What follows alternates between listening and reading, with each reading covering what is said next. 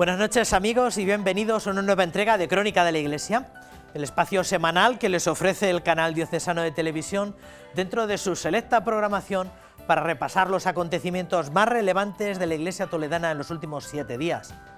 En este espacio también, como recuerdan, les anticipamos o les vamos poniendo en el contexto de cara a la celebración de algún otro asunto importante que ocupará nuestras agendas en las próximas fechas. Todo, tanto lo que ha pasado como lo que está por venir, empaquetado de la mejor manera posible y esperando, como siempre, que sea de su agrado. El domingo pasado celebrábamos, como recuerdan, la Jornada de la Infancia Misionera. La celebración más significativa estuvo deslocalizada este año y se llevó a cabo en la parroquia de la Puebla de Montalbán, donde el señor obispo auxiliar, don Ángel, presidió la misa mayor acompañado del delegado diocesano de Misiones, que es a su vez cura párroco de esta localidad. En la misa, en la que participaron numerosos niños con sus familias, el auxiliar aprovechó para animarles a que se atreviesen a convertirse ellos también en misioneros. Este domingo la Iglesia ha celebrado la Jornada de la Infancia Misionera, red universal de solidaridad donde los niños ayudan a los niños y que este año celebra su 175 aniversario. Bajo el lema Atrévete a ser misionero, se celebraba esta jornada en la parroquia de la Puebla de Montalbán. El obispo auxiliar de Toledo presidió la Santa Misa acompañado por el delegado de Misiones, don Jesús López. Rodeado de niños, don Ángel Fernández Collado expresó que en la Iglesia todos sentimos una llamada a ser misioneros. La tarea misionera es una tarea, una misión, un encargo de Jesús para toda la Iglesia, para el Papa, para los obispos, los religiosos, las religiosas, para los niños, los jóvenes, los adultos. A todos nos envía el Señor, porque todos podemos y debemos ser misioneros, anunciadores de quién es Jesús, de lo que hace, de lo que nos trae, de lo que nos quiere Dios a todo el mundo. A algunos los llama de una manera especial, igual que llamó a esos 12 apóstoles, para que sean misioneros en otros lugares más difíciles, donde todavía no conocen a Jesús. Son los misioneros que van enviados en nombre de la Iglesia para hacer presente el amor de Dios a esas personas que aún no le conocen. El director diocesano de Obras Misionales Pontificias anunció que el año pasado la Archidiócesis de Toledo contribuyó con cerca de 55.000 euros a la infancia misionera. Con lo recaudado se atienden a proyectos educativos, sanitarios, evangelizadores que mejoran la vida de millones de niños en todo el mundo y especialmente de los que están en los 1.113 territorios de misión. El obispo auxiliar de Toledo agradeció la ayuda generosa de los más pequeños, pero aprovechó para recordarles cuál es el mejor regalo que pueden hacer a otros. Pero Jesús es tan grande que es al revés, nos hace un regalo a nosotros. Nos dice, yo soy vuestro regalo, que me conozcáis, que me queráis. Y también os pido que este regalo llegue a otros niños. Por eso dice, celebramos hoy la fiesta de esta infancia misionera. Los niños misioneros, que lleváis este mensaje de Jesús a otros niños. Y qué mejor que hacerlo un niño a otro niño. La celebración de la Jornada de la Infancia Misionera finalizó con unos juegos en los que participaron los niños que, acompañados por sus familias, quisieron disfrutar de esta jornada en la que los niños luchan por mejorar las condiciones de la infancia de otros niños.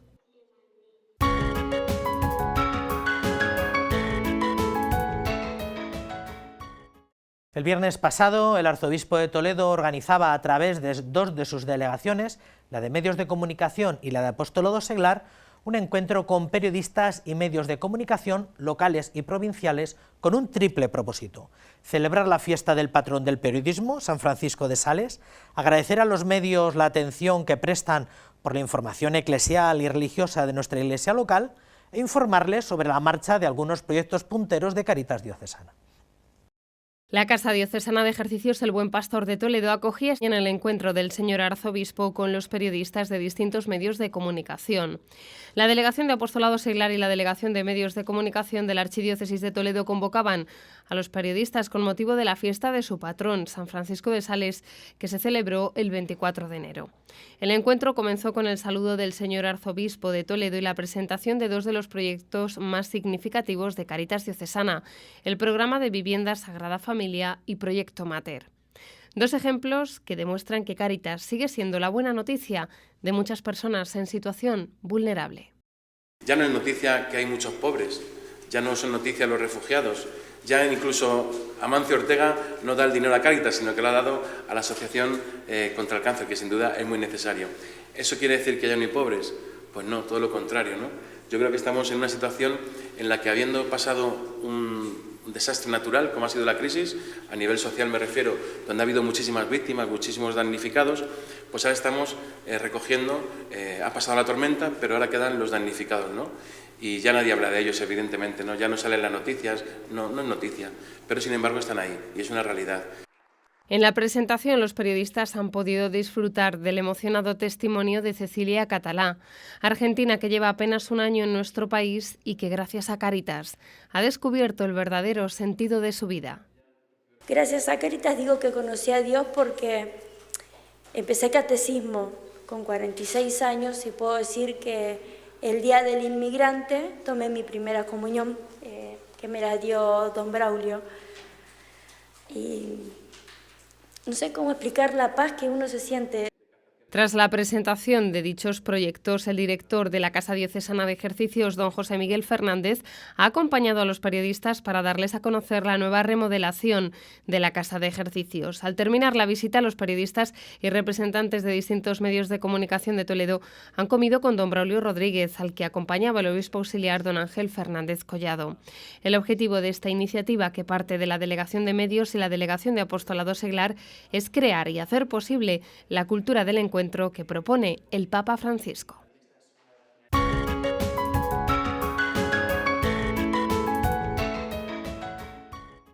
La presencia a finales de la semana pasada del cardenal arzobispo emérito don Fernando Sebastián, aquí en nuestra diócesis de Toledo, fue también ocasión para que presidiera la celebración de la Santa Misa con ocasión de la festividad de Santo Tomás de Aquino, patrono de la reflexión teológica y protector de las instituciones que imparten estudios en ciencias religiosas. Don Fernando presentó a Santo Tomás como la simbiosis perfecta entre oración y estudio y modelo, por tanto, de todo candidato al sacerdocio.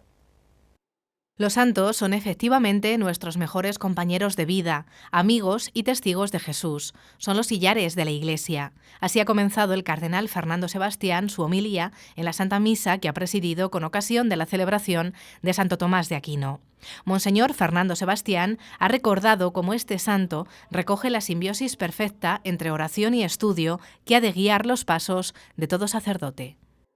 Los sacerdotes tenemos que ser todos hombres que vivamos con Jesús y en Jesús, hombres orantes, pero con una oración ilustrada, estudiosa, para poder luego comunicar lo que nosotros recibimos. De Santo Tomás de Aquino, el cardenal Sebastián ha destacado su audacia para en su tiempo entrar en el cuerpo a cuerpo intelectual con los alejados de la fe. Santo Tomás es el hombre de la síntesis, el hombre de la armonía, el hombre de la serenidad.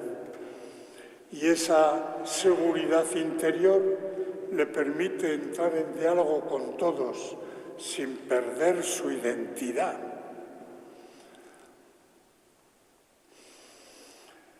¿Qué mensaje podemos recibir nosotros hoy de la evocación de la figura de Santo Tomás?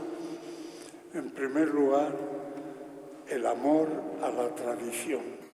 Una misión a la que constantemente nos está llamando el Papa Francisco. Misión que se completa para todo sacerdote con el amor por la tradición de la Iglesia y la piedad.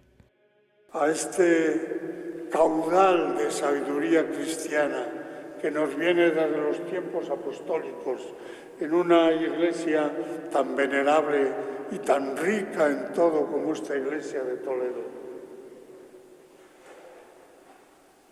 La piedad ingenua, la piedad sencilla, la piedad entregada, que nos acompaña hasta el final de nuestra vida. Y la responsabilidad misionera de la vida de los hermanos. La capilla del Seminario Mayor ha acogido esta celebración en la que, además de numerosos sacerdotes, ha participado el claustro de profesores y el señor obispo auxiliar de la diócesis, don Ángel Fernández Collado.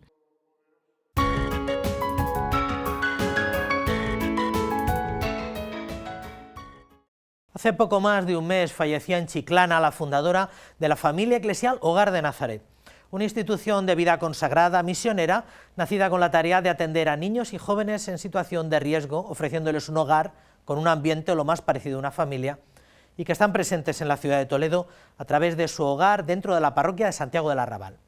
Fue en esta parroquia donde el señor arzobispo presidió la misa funeral por el eterno descanso de la difunta fundadora. El señor arzobispo de Toledo presidió la Eucaristía por el eterno descanso de la fundadora de la familia eclesial Hogar de Nazaret. María del Prado Almagro Roldán falleció el pasado 25 de diciembre en Chiclana. La realidad y de la peripecia humana de María del Prado está en ese deseo suyo de que en los hogares haya o se asemejen a lo que es una familia. Es lógico en nuestro tiempo y hay toda una serie de respuestas de la fe a esa situación donde la familia está desestructurada y donde no hay amor, y entonces eso tiene unas consecuencias. ¿Esto era necesario hace 3 siglos, 4 siglos? Probablemente, pero sí que es necesario en el momento que estamos viviendo.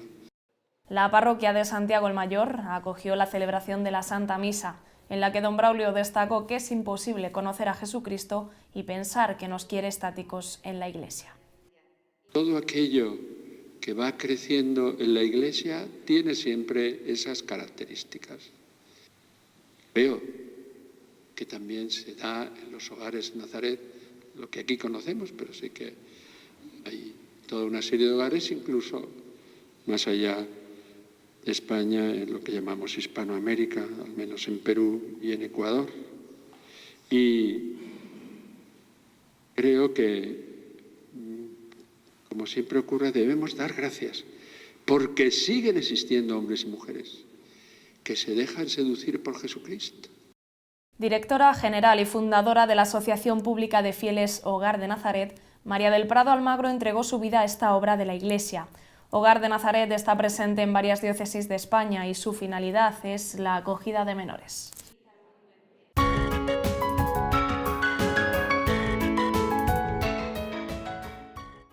La catequesis de niños y adolescentes siempre ha merecido toda la atención posible, pero en este momento supone un gran reto, que es el de la iniciación cristiana. De ello está convencida nuestra Delegación Diocesana de Catequesis, que aprovecha los distintos encuentros de catequistas que se celebran por vicarías territoriales, para recordar de la necesidad de caminar hacia una catequesis que pase de la mera docencia a ser más experiencial, más centrada en transmitir la vivencia que una doctrina o un mero conocimiento. A la luz del lema del Sexto Plan Pastoral Diocesano, Crecía en Sabiduría y Gracia, se celebró en la parroquia de Nuestra Señora de la Paz, en la Puebla de Montalbán, el encuentro de catequistas de la Vicaría de Toledo. Catequistas de las 67 parroquias que conforman esta vicaría acudieron al encuentro anual organizado por la Delegación de Catequesis de la Archidiócesis, que comenzó con la celebración de la Santa Misa votiva de Santa María y que estuvo presidida por el señor obispo auxiliar, don Ángel Fernández Collado. En la homilía, don Ángel recordó la misión de vocación y entrega de quienes han sido llamados a acompañar en el camino de la fe, especialmente a quienes comienzan su vivencia este curso pastoral con los sacramentos de la iniciación cristiana. Queridos catequistas, pues hombres, mujeres, vida consagrada, juntos celebramos hoy este encuentro que intenta, acercarnos a Dios y desde Dios, conscientes de la tarea, la misión que tenemos encomendada, pues hagamos presente su amor, así lo pedíamos ya en el Salmo responsorial, ese cambio que nos dé un corazón puro, es decir, lleno de Dios, de manera que de corazón a corazón, con esa pureza y esa fe también que nos recordaba el Evangelio, podamos realizar, pues como el Señor quiere, como Él espera, esta tarea evangelizadora a través de esta tarea concreta como catequistas.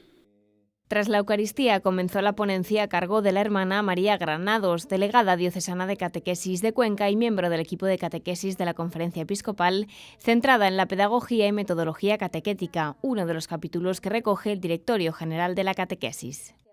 Y es muy importante que esto suene en los catequistas a la hora de prepararse la sesión de catequesis, ¿no? Qué importante es que tengamos en cuenta que hemos de seguir la pedagogía de Dios, lo mismo como Dios se ha ido comunicando a lo largo de toda la historia de la salvación, pues que nosotros eso sepamos llevarlo a la catequesis. Ese es el objetivo principal que tenemos en este encuentro con los catequistas de la Vicaría de Toledo. Además, la Delegación de Catequesis presentó los últimos materiales preparados por el Secretariado de la Subcomisión Episcopal de Catequesis para facilitar a estos catequistas su labor.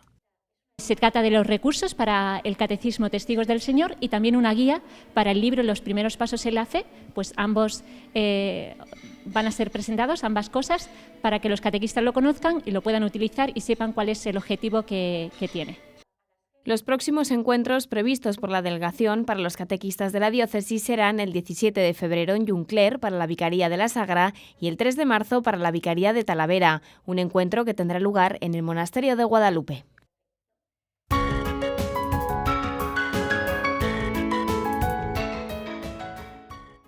Hace unas semanas, recuerdan, les anticipábamos que a lo largo de este año el movimiento familiar cristiano cumple su 50 aniversario, 1968-2018. Con ocasión de esta efeméride, el movimiento matrimonialista va a desarrollar una serie de actos que recuerden a toda la comunidad eclesial y a todos los que tienen compromiso con el movimiento por los 50 años de existencia. Pareció obligado que, con ocasión de este aniversario, de estas bodas de oro, hacer un poco la historia de lo que ha sido el movimiento familiar cristiano en nuestra diócesis de Toledo y todas las aportaciones a nuestra actual pastoral diocesana. Para hablar de todo esto tenemos el privilegio de contar con tres contertulios muy singulares. En primer lugar, con don Juan Antonio Paredes, primer conciliario del movimiento familiar cristiano en la diócesis de Toledo. Don Juan Antonio, buenas noches. Buenas noches a todos. Y tenemos también el gusto de contar con dos rostros muy habituales en esta sintonía y que todo el mundo asocia con este movimiento matrimonialista, que son María Rosa María, buenas noches. Hola, buenas noches. Y su esposo Ramón Bernácer, buenas noches. Hola, buenas noches. En primer lugar, don Juan Antonio, ¿cuándo surge el movimiento familiar cristiano aquí en Toledo?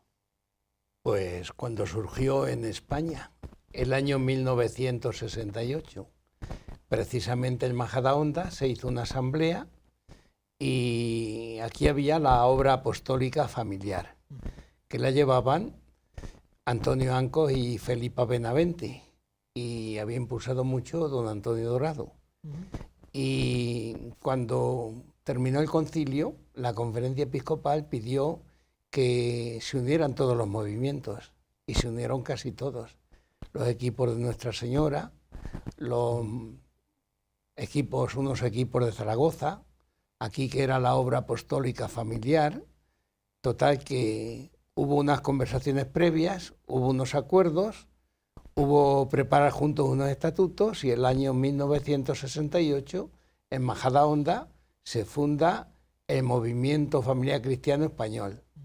El Movimiento Familiar Cristiano era más antiguo en el mundo y había empezado en Uruguay. Sí. ¿Cuál fue el primer lugar de Toledo donde se implantó? ¿En qué parroquia o en qué contexto surgen los primeros matrimonios? Trabajaban mucho en la parroquia de Santo Tomé, por eso yo empecé en contacto con ellos. Era la parroquia de Felipe Ancos, donde venía Luis Viñuelas, donde venía Alfonso Cabello, donde estaba Ramón Labrador, donde estaba Julián Ancos. Prácticamente muchos de ellos estaban en torno a Santo Tomé, pero es que no se trabajaba por parroquias. Ajá. O sea, que eran muchos matrimonios de la ciudad. Sí, sí, era de diversas parroquias y las reuniones normalmente eran en los domicilios, en las casas. En esta larga nómina de curas muy célebres de nuestra diócesis, Antonio Dorado, también Juan García Santa Cruz estaba en ello, estuvo en ello. En la época en que yo estuve aquí no estuvo metido en el movimiento familiar cristiano. No sé después, pero en mi época no. En esa larga nómina usted fue el primer conciliario. Sí, cuando se funda el movimiento familiar cristiano se empieza de una manera provisional. Y había otro sacerdote, Julián Ruiz, que era el que llevaba en las reuniones, pero él salía mucho y me pidió que le ayudara yo.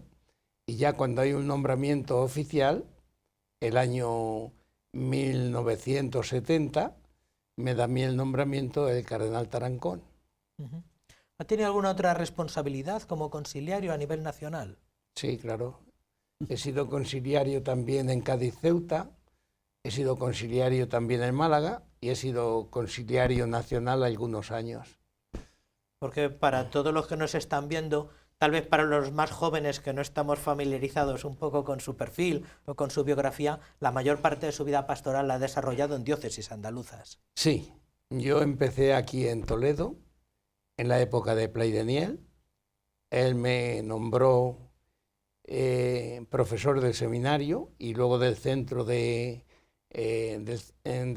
estudios. Era un centro de estudios universitario, dependía de la Universidad de Madrid, y bueno, pusieron una clase de teología y yo me encargué de ella. Muy bien. María Rosa, ¿cuándo os incorporéis vosotros al movimiento familiar cristiano? Pues fíjate, enseguida. El movimiento empezó de una manera oficial, como dice don Juan Antonio, en febrero de 1968. Nosotros nos casamos el 19 de marzo de ese año y en septiembre ya estábamos incorporados. ¿Recién casados? Sí, recién casados. ¿Y quién estaba allí metido en la pomada? ¿Cómo conocisteis? Pues mira, ¿qué matrimonios andaban por allí? Nosotros la verdad es que no lo conocíamos ni nada. Pero había una amiga nuestra, unos amigos nuestros íntimos que se casaron un mes después que nosotros y ella estaba de catequista en la parroquia de Santo Tomé con don Juan Antonio. Entonces don Juan Antonio le empezó a hablar de este movimiento y ellos pues tiraron de nosotros porque ya habíamos estado metidos en grupos de solteros, de todo esto, y entonces nos animaron y bueno, pues nos metimos y ya está. O sea, no teníamos un motivo serio para meternos, simplemente una inquietud. Eso te iba a decir, ¿qué fue lo primero que os llamó la atención? Recién casados, sí, con el abanico, no había una oferta tan amplia como ahora de apostolado, indudablemente, pero con aquellas pequeñas ofertas de apostolado, aquella acción católica y en medio de todo aquello, ¿qué os llamó la atención del movimiento familiar cristiano? Yo es que te tengo que decir que hemos sido de los rebeldes, ya ves tú, y entonces éramos una pareja de novios ya y de matrimonios, en los cuales pues no nos gustaban las cosas que estaban muy institucionalizadas, ¿no? Como Acción Católica o además lo que nos llamó la atención de esto es que íbamos los dos. Ajá. Lo poco que sabíamos de Acción Católica, sabíamos que los hombres iban por un lado y las mujeres iban por otro. Y cuando nos empezaron a hablar del movimiento como matrimonio y como familia, que eso me vas a perdonar que te rectifique un poquito, lo que has dicho al principio de que somos un movimiento matrimonialista, has dicho. Bueno, y no, somos un movimiento familiarista, porque abarca a toda la familia. Entonces esto es lo que nos gustó, que era un movimiento familiar, en el cual además íbamos el matrimonio y trabajábamos juntos y avanzábamos juntos. Entonces, sin que te voy a decir que profundamente lo conociéramos, pero lo poco que conocíamos, que veíamos, nos parecía que merecía la pena. Y entonces, pues eso fue lo que nos hizo ir. Muy bien. Ramón, habéis pasado por todos los niveles, ¿no? Todo, desde botones hasta presidente del consejo. Os habéis encargado de difusión, os habéis encargado de todo. Habéis sido presidentes diocesanos. ¿En cuántos periodos? Dos. En 2 periodos presidentes diocesanos, en uno presidentes nacionales. Hemos sido responsables nacionales de encuentros. Y ahora somos responsables nacionales de promoción. ¿Qué os ha aportado en todos estos años? ¿Cuántos años al final lleváis en el movimiento? Pues 50 años. 50 años. Va a hacer 50 años. Va a hacer dentro de poco, ¿no? Y nosotros siempre le hemos dicho que nuestra familia es así como es por el movimiento familiar cristiano. A nosotros el movimiento familiar cristiano nos ha aportado mucho. Nos ha enseñado a dialogar, no solo matrimonialmente, sino familiarmente, nos ha formado y además nos ha enseñado a servir a los demás. Desde ese conocimiento, desde esa formación que adquirimos en el movimiento familiar cristiano, salir al exterior es lo nuestro, es evangelizar a las familias dentro de las familias. O sea, para nosotros ha cambiado nuestra vida y es así de esa forma por el movimiento familiar cristiano. Ser presidentes nacionales, aparte de ser una cosa con un indudable grado de sacrificio, y de hecho cada vez es más difícil en los movimientos encontrar presidentes nacionales, porque eso significa renunciar a toda vida social, a toda agenda, y entregarte a muchos viajes. Eso se ha enriquecido mucho más, si cabe, ¿no? Conocer ya cómo es el movimiento en otros sitios. Sí, a nosotros es que el Espíritu nos ofreció eso en un momento idóneo de nuestra vida. Estábamos recién jubilados, no teníamos obligaciones con los hijos y con los nietos muy poquitas. Entonces eso nos dio ocasión de visitar todas las diócesis de España donde hay movimiento familiar cristiano, y eso nos enriqueció mucho. El ver las familias que están trabajando por las familias, el ver el prestigio que tenía el movimiento familiar cristiano en esas diócesis, a pesar de que a lo mejor quedaban un par de grupos o tres, pero cómo seguían trabajando en prematrimoniales, cómo seguían vinculados a la diócesis en todos los estamentos, eso nos satisfizo mucho. También vimos la acogida que teníamos por parte de los obispos. Nos acompañaba en ese periplo de 4 años Pedro Carpintero, que fue consiliario nacional, y eso también pues ilusionó mucho a la gente, porque no tenía más de 30 años. Y eso, el trato que tenía él tan agradable con la gente, eso nos abrió muchas puertas y nos hizo, vamos, que nos vino muy bien esa época. A nosotros nos sorprendía mucho ese trabajo que hacía la gente por la familia en todas partes. O sea, es que era de verdad ver a la gente del movimiento con esa disposición de servicio, eso es que nos impresionaba. A veces uno sospecha que aquí en nuestra diócesis, como hay tanta variedad, tanta riqueza, pues no deja de ser un movimiento más o una opción más. Pero en otras diócesis uno tiene la sospecha de que tiene mucho más prestigio, ¿no? Donde hay más... pues unos cuantos matrimonios que tratan de convivir. Es que el movimiento familiar cristiano es una asociación pública de la Iglesia. Esto quiere decir que los cargos los nombra el obispo diocesano y los cargos nacionales la Conferencia Episcopal, mientras que los otros movimientos van por su cuenta. Entonces el movimiento familiar cristiano era en ese momento, y sigue siéndolo, como el movimiento de la Iglesia española. Hay otros muchos equipos que en ese momento no se unieron al movimiento familiar cristiano, dependen de las iniciativas de sus directivos, pero no de la Conferencia Episcopal. Igual que a veces viene Fran de Acción Católica y nos recuerda que Acción Católica es la marca blanca, vosotros sois un poco la marca blanca de la Iglesia de España para la pastoral familiar. Sí, exactamente. Ramón, nos has comentado antes lo que os ha aportado a vosotros, como pareja, como familia, personalmente. ¿Cuál ha sido la aportación para los jóvenes?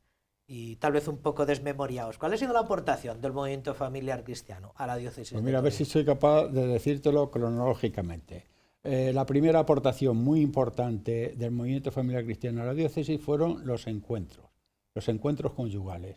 Esos se daban antes de que fuese movimiento familiar cristiano, porque estaban antes del movimiento, luego se unieron. Entonces, ese equipo que se formó de encuentros conyugales no solo daban en la diócesis, don Juan Antonio lo sabe porque formaba parte importante de él, salían a Segovia, salían a Ávila, salían a Ciudad Real a dar encuentros conyugales. Eso por un lado. Otro servicio muy importante, los cursillos que se llamaban entonces, ahora ya son cursos, cursillos prematrimoniales.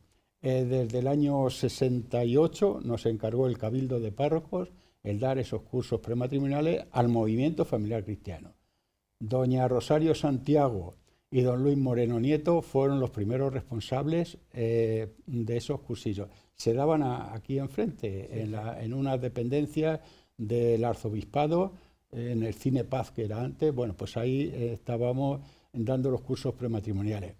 Después de los cursos prematrimoniales, otra aportación muy importante ha sido el Servicio de Orientación Familiar, el SOF, que empezó en el año 84 hasta el 2014, que pasó a la diócesis como cuando se formó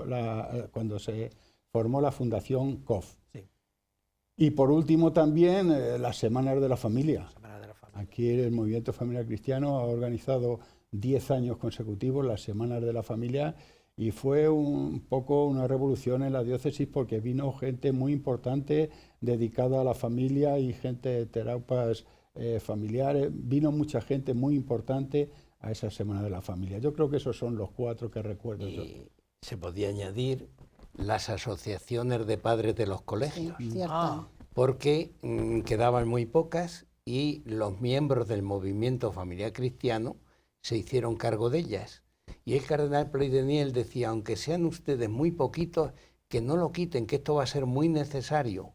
En ese momento las asociaciones, antes de existir las asociaciones católicas de padres, eran simplemente asociaciones de padres. Las presidía en España Luis Coronel de Palma y aquí en Toledo eran Alfonso Cabello y Marina Gómez, un matrimonio del movimiento. Este curso que estamos con lo de la enseñanza y queriendo que los padres, a través de las AMPAs, que se llama ahora, se impliquen de una manera activa en la educación, pues también nos viene a recordar todo aquel papel de germen de la sociedad que ejerció el movimiento. De manera que, Ramón, por cerrar esto, el germen de lo que es hoy la pastoral familiar, no toda la pastoral familiar de la diócesis, pero muchas de las cosas que existen ahora a nivel de cursos, de novios, el COF tal y como lo conocemos, embrionariamente surgió dentro del movimiento. Además te puedo decir una cosa, que personalmente o matrimonialmente hemos estado metidos en toda la pomada, o sea, en la delegación de familia cuando no era delegación, hemos estado metidos en la mesa de la familia, hemos colaborado con los libros que se editaron de los cursos prematrimoniales, en todo, en el primero que hizo don Alfonso Ramírez, luego también colaboramos con otro, con don Alfonso Fernández Benito, luego en el Casarse en el Señor, o sea que habéis estado siempre hemos ahí. estado ahí siempre, sí. Muy bien, Juan Antonio, puede parecer que aquí los únicos que se enriquecen son los matrimonios. En un movimiento familiarista parece que los únicos que participan, los únicos que se benefician son los matrimonios y las familias. ¿Ha sido beneficioso para ti como sacerdote acompañar matrimonios durante todo este tiempo? Más bien me acompañaron, me sostuvieron, y cuando yo llegué a Toledo con ya 26 años, pues trabajaba aquí en la parroquia Santo Tomé, trabajaba en lo de con jóvenes, trabajaba en la universidad y había un matrimonio, su hijo me parece que está metido ahora en política, Jesús Labrador, y el padre, pues cuando iba a misa todos los días y cuando me veía un poco mala cara o me veía, ¿por qué no viene por casa? Que me ha llegado una cosa, él era de Almaraz, me ha llegado una cosa de Almaraz que le va a venir muy bien, y era para decirme, pues bueno, ¿qué te pasa? O para decirme, mira, en la predicación no te metas así, o no te entendemos lo que haces con esto. A mí me ayudó mucho, yo tenía ahí pues un lugar de acogida, de tal manera que los últimos de sus hijos, pues yo los conocí, nacer ahí, vivían en la calle San Marcos entonces. Y lo mismo, a veces, llamarme la atención en cosas, Luis Viñuelas, ten cuidado que esa persona no es muy fiable y se fija demasiado en ti, o cosas así. A mí me ayudaron mucho y a veces pues yo les consultaba sobre las catequesis, sobre la predicación, sobre las homilías, sobre problemas que me venían a mí a traer, y necesitaba un médico, necesitaba un psicólogo, necesitaba un psiquiatra. Siempre encontraba matrimonios que se hacían cargo de ellos. Podemos hablar de un doble acompañamiento. No se trata tanto de que el presbítero acompañe matrimonios, sino que también se siente acompañado por ellos. Sí, sí, totalmente, totalmente. Y de tal manera que para mí era como mi casa. Cuando a lo mejor no me invitaban y yo estaba preocupado, llamaba a la casa, oye, que voy para allá, me voy a quedar a cenar con vosotros. Yo la Navidad pues la pasaba en casa de Luis Viñuelas, allí celebraba la Navidad, que por cierto Lolita se enterró hace unos meses y cuando me lo dijeron, pues claro que vine. María Rosa, el movimiento ahora se reconoce como un movimiento de iglesia laical, familiarista, comunitario y evangelizador. Sí. ¿Esto ha sido así desde el principio o vosotros que habéis sido testigos de esta especie de crecimiento ha ido evolucionando con el tiempo? Bueno, estas características son propias de nuestro movimiento, o sea que estas son de siempre, estas características, y se han vivido y se siguen viviendo, ¿no? Entonces, todas están ahí y las estamos viviendo. Como Iglesia, pues es indudablemente de la Iglesia, ya lo ha dicho don Juan Antonio. Si la Conferencia Episcopal nos aprueba, quiere decir que estamos totalmente unidos a la Iglesia y siguiendo la doctrina de la Iglesia. Es laical porque la llevamos los laicos, entonces realmente somos los que dirigimos, los que llevamos. Los sacerdotes es uno más de la familia, es uno más del equipo, es uno más. Entonces, pero sí. Al principio no nos dejaban votar, Claro. y los sacerdotes tuvimos que hacer presión para que nos dejaran votar. Sí, fíjate si era laical. Bueno, pues eso es un pasito que hemos dado, ¿no? Sí. A tenerlos como uno más y que vote y que todas las cosas, ¿no? Entonces, es familiarista, porque como ya te he comentado antes, no solamente es del matrimonio, nosotros abarcamos a toda la familia y tenemos temarios, tratamos de que los hijos vengan a las reuniones, de siempre. Es verdad que hemos tenido una época en la que ha sido más difícil el tener a los hijos ahí, pero bueno, nosotros recordamos de nuestros hijos cuando eran pequeños, que los llevábamos a las reuniones, que hacíamos pues sesiones de cine, que muchas cosas, convivencias, para que los hijos también estén, y ahora se está haciendo igual, se hacen actividades de niños, mientras los padres están reunidos, los niños también, o sea, y luego el espíritu que tenemos es familiarista, o sea, en todo en lo que trabajamos es por la familia y para la familia. Nosotros vamos a las parroquias y vamos a trabajar por la familia y para la familia en todo lo que sea. O sea, es eminentemente familiar, ¿no? Entonces, ¿me falta? Evangelizador. Pues por supuesto, es que lo que tenemos es para darlo. Eso es algo tan metido dentro de todos los que pertenecemos al movimiento que estamos a disposición de los demás siempre. Nosotros, fíjate, creo que al principio cuando entramos tan jovencitos era algo que nos llamaba la atención de estos matrimonios mayores que está hablando don Juan Antonio, esa disposición que tenían y nos enseñaron ellos a ser así y nosotros estamos intentando hacerlo ahora con los jóvenes, a estar siempre dispuestos. Suena el teléfono, ¿dónde hay que ir? ¿Qué hay que hacer? ¿Qué tenemos que llevar?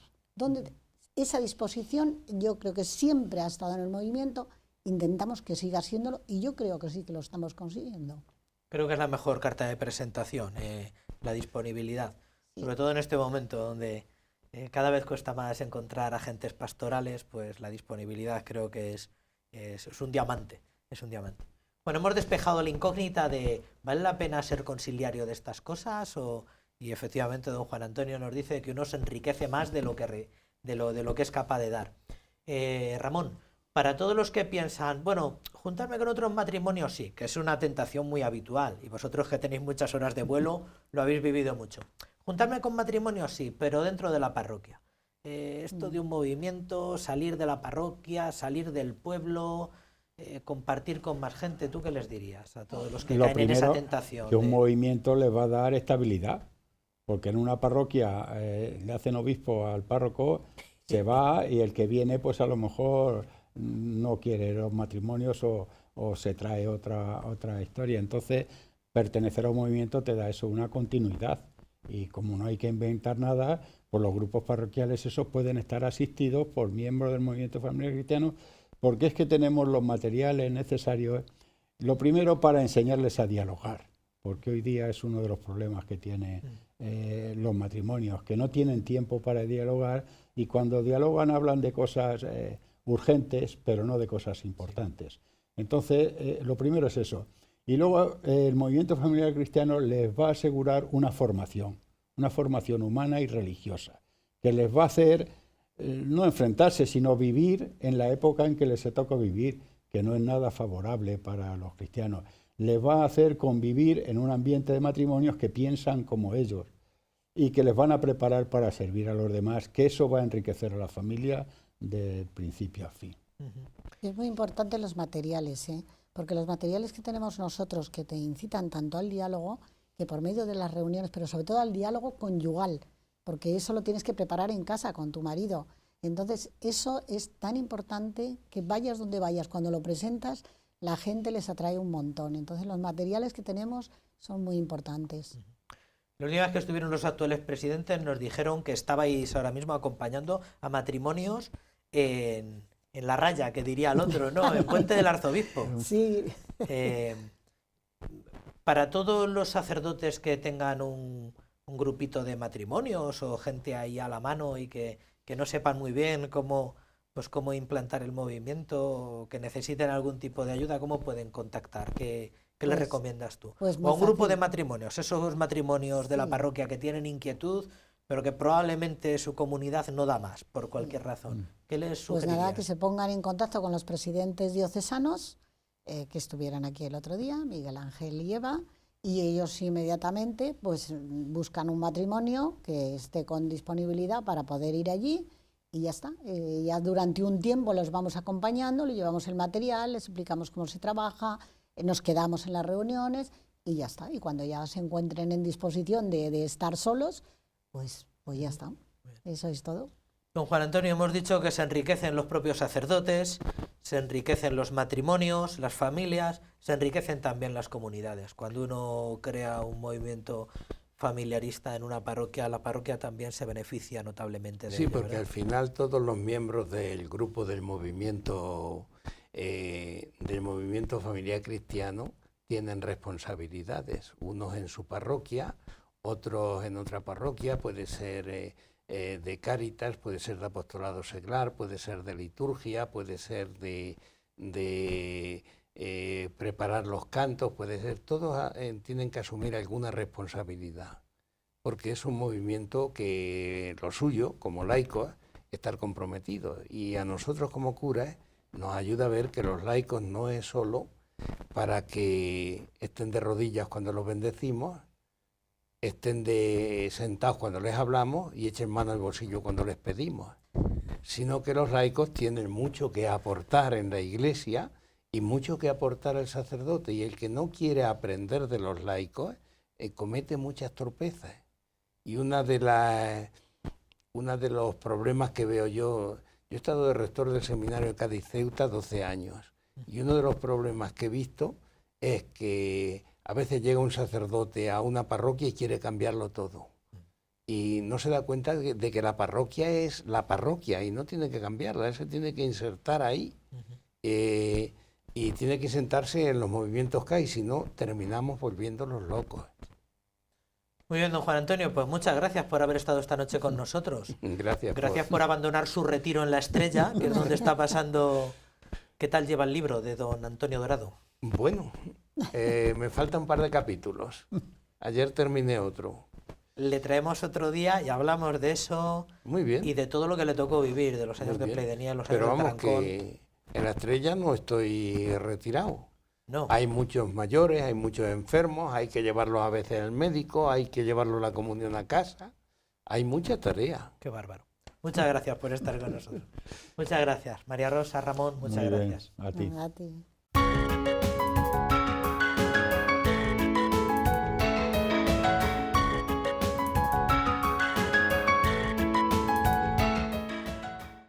Tras el parón del viaje apostólico, el Papa Francisco retoma en sus audiencias de los miércoles su ciclo de catequesis dedicadas a la Eucaristía. Después de haber dedicado varias sesiones a los ritos introductorios, Francisco afronta un bloque catequético en el que abordará la liturgia de la palabra, parte constitutiva de la celebración en la que la asamblea se congrega atenta para escuchar lo que Dios ha hecho y lo que quiere hacer por nosotros. Al fin y al cabo, es Cristo presente en su palabra el que anuncia el Evangelio. Queridos hermanos y hermanas, después de haber dedicado varias catequesis a los ritos introductorios de la Santa Misa, consideramos ahora la liturgia de la palabra, que es una parte constitutiva de la celebración eucarística, en la que nos reunimos para escuchar lo que Dios ha hecho y quiere hacer por nosotros. En la liturgia de la palabra, las páginas de la Biblia dejan de ser un texto escrito para ser palabra viva de Dios. Él mismo nos habla y nosotros lo escuchamos poniendo en práctica lo que dice. Tenemos necesidad de escuchar la palabra de Dios, pues no solo de pan vive el hombre, sino de toda palabra de Dios. Hecho a la palabra como mesa que el Señor dispone para alimentar nuestra vida espiritual, tanto con las lecturas del Antiguo y Nuevo Testamento, como también el Salmo responsorial. La proclamación litúrgica de las lecturas con las antífonas, cantos tomados de la Sagrada Escritura, manifiestan y favorecen la comunión eclesial y acompañan nuestro camino de la fe. Hay que valorar la liturgia de la palabra, formando lectores y creando un clima de silencio que favorezca la experiencia del diálogo entre Dios y la comunidad creyente.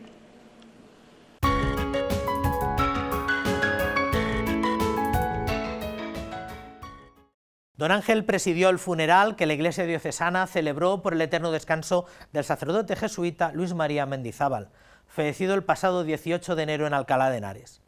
A las exequias que tuvieron lugar en la capilla de la Casa Alcalaína de la Compañía de Jesús el sábado 20, ya acudieron el arzobispo junto con su auxiliar. Con todo, parecía obligada la celebración de este funeral en el Santuario de los Sagrados Corazones por este sacerdote del que la archidiócesis se siente tan agradecido. Al recordar y rezar al padre Mendizábal, hacemos presente su misión evangelizadora. Con estas palabras, el señor obispo auxiliar ensalzaba la figura de este sacerdote, fundador de la Fraternidad Reparadora Apostólica en el Corazón de Cristo. Don Ángel Fernández Collado presidió la Santa Misa funeral en el Santuario de los Sagrados Corazones. Así era él, un hombre rico, lleno, pleno, humana y espiritualmente. Un maestro en la vida espiritual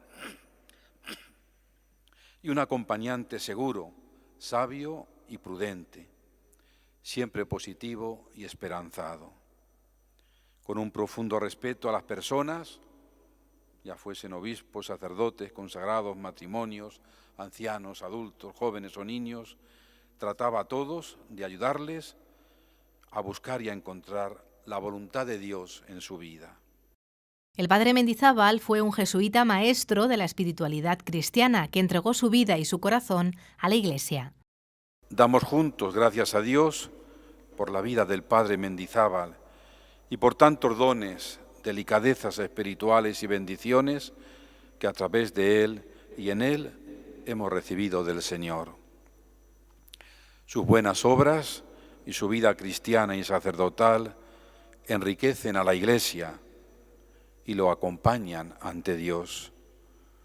Podríamos decir que no llega solo ante Dios, con él van sus obras, llenas de amor, llenas de ese espíritu centrado en el corazón de Cristo.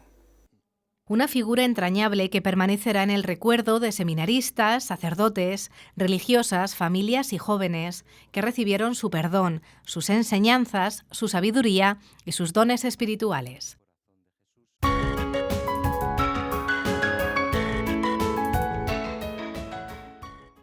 El 2 de febrero, fiesta de la Presentación del Señor, más conocida tradicionalmente como la Candelaria, se celebra la Jornada Mundial de la Vida Consagrada, una fecha que institucionalizó San Juan Pablo II en el año 1977 para recordar qué sería del mundo sin los religiosos.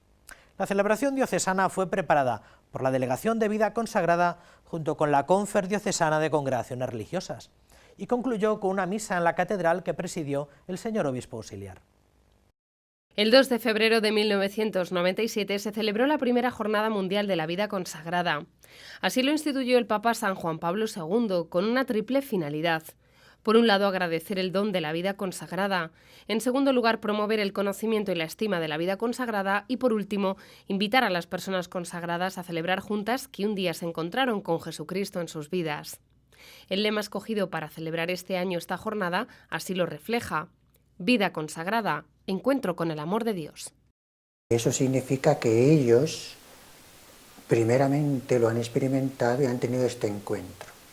De hecho, la vocación a la vida consagrada, a ser del Señor, a entregarse a Él, necesariamente comienza por un encuentro personal con Jesucristo vivo. Los consagrados son testimonio vivo de que el encuentro con Dios es posible en todo lugar y época, de que su amor llega a todos los rincones de la tierra y del corazón humano, a las periferias existenciales y geográficas. Quizás no es tan importante ser muchos, sino ser buenos, ser santos, ¿no? Y si son santos y son muchos, mejor. Por eso la preocupación yo creo que no es tanto si hay muchos conventos o si hay muchos sacerdotes o tendría que haber más. Hombre, siempre queremos que ningún convento se cierre, que ninguna comunidad tenga que irse de un pueblo, eso es verdad, pero muchas veces lo importante en la Iglesia no es lo que normalmente valora la sociedad moderna, bueno, moderna y de todos los tiempos, que es el número, son las estadísticas.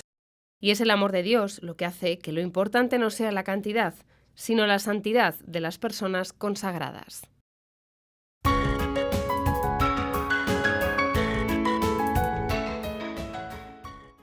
Muy al hilo de las palabras que tuvo el Papa Francisco con los jóvenes chilenos en su reciente viaje apostólico, cuando les pedía que tomasen un papel activo y se expresasen con libertad, el señor arzobispo dedica su escrito semanal para Padre Nuestro a la juventud en el seno eclesial y al talante juvenil que ha de transmitir la Iglesia. Para el prelado, rejuvenecer el rostro de la Iglesia no depende tanto de la edad media de los fieles como del entusiasmo con el que afrontamos nuestros trabajos al servicio del reino. Que la Iglesia sea joven no depende de la edad de los discípulos de Cristo, sino de la fuerza, ilusión y entusiasmo de todos, mayores o jóvenes. Esta es la idea que nos quiere transmitir el señor arzobispo de Toledo en su escrito semanal para Padre Nuestro.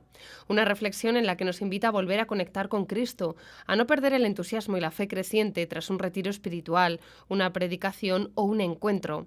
Y es que sin darnos cuenta, señala don Braulio Rodríguez Plaza, comienza a bajar nuestro ancho de banda y aquel frenesí inicial va disminuyendo.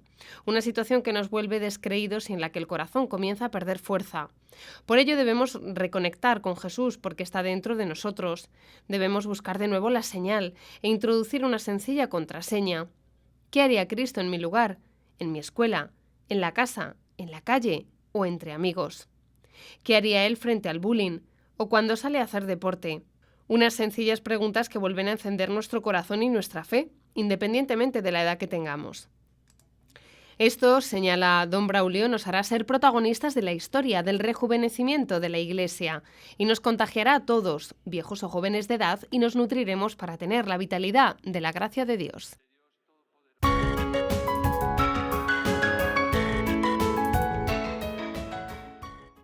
Este fin de semana se celebran las jornadas de iniciación a la oración de niños pequeños.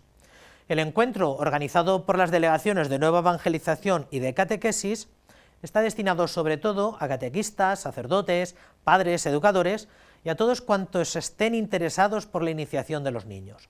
Contarán con la participación del padre Gonzalo Carbó, superior general de la Congregación de Cooperadores de la Verdad de la Madre de Dios, que tiene una amplia experiencia en la creación y el desarrollo de oratorios con niños. Dejad que los niños se acerquen a mí. Este es el objetivo de los oratorios que se celebran en nuestra diócesis de Toledo. Catequesis, colegios y movimientos apostólicos aprecian en los oratorios con niños una oportunidad para que los más pequeños tengan un encuentro personal con Jesucristo. Y es que los oratorios de niños son una herramienta fundamental para la catequesis de iniciación cristiana. Los oratorios de niños pequeños es meterles a los niños en un verdadero ambiente de oración, es una iniciación a la oración. Y no solo a la oración, sino a la vida cristiana, porque a través de la oración de la palabra de Dios se les va evangelizando, se les va dando también catequesis y van profundizando en todos los aspectos de la vida cristiana. Son muy importantes porque los mismos niños se hacen agentes de evangelización también de cara a sus padres. La Residencia Santa Genoveva de las Hermanas Angélicas en Toledo acoge este fin de semana las jornadas de primera iniciación a la oración de niños pequeños, que contará con la participación de religiosos y laicos que pertenecen a los Cooperadores de la Verdad de la Madre de Dios, que compartirán su experiencia con los más pequeños. En nuestra diócesis se ofrece este encuentro que se dirige sobre todo a catequistas, educadores y a cuantos se interesen por la iniciación de la fe en los niños. Se ofrece sobre todo a aquellos que puedan iniciar en la oración a los niños, especialmente a los catequistas y a los profesores. A algunos padres también les puede interesar de cara a su familia, pero sobre todo catequistas y profesores. Las jornadas de primera iniciación a la oración de niños pequeños comienzan este viernes a las 5 de la tarde y finalizan el 4 de febrero a las 2 del mediodía. Los interesados deben ponerse en contacto con la Delegación de Catequesis de la Archidiócesis de Toledo.